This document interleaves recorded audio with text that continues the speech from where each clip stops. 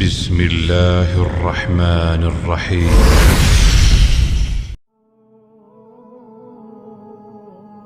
بسم الله الرحمن الرحیم.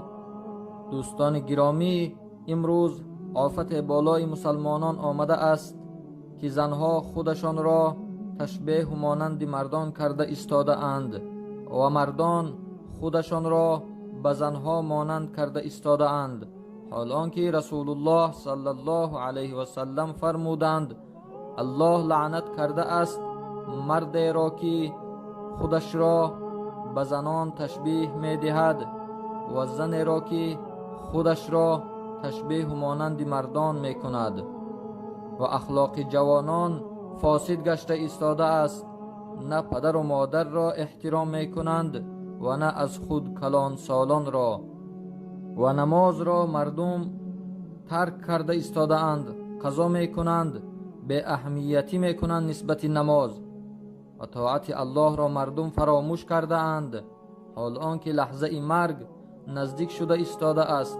هر روز ما چند تن از دوستان و خویشان خود را دفن می کنیم. مسجدها خالی از نمازگزاران است. مسجدهای کلان و زیبا خالی از عبادت است، خالی از تعلیم و تدریس است. برعکس این میدانها پر از مخلص و تماشابین فوتبال است. شب تا روز جوانان برای تماشای فوتبال یا تماشای باکس و جنگ خواب نمی روند.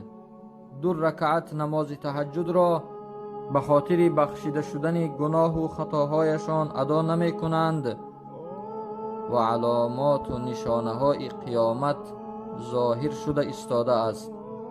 بار الها ما را در عذاب و عقوبت گرفتار نکن به این کارهایی که به عقلان ما انجام داده ایستاده اند.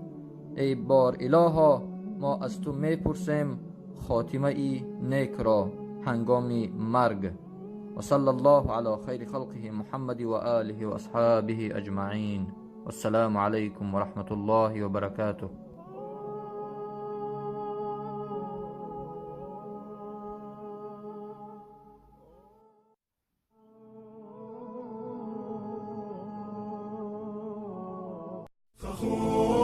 فخور بإسلامي فمنه ارتويت أنا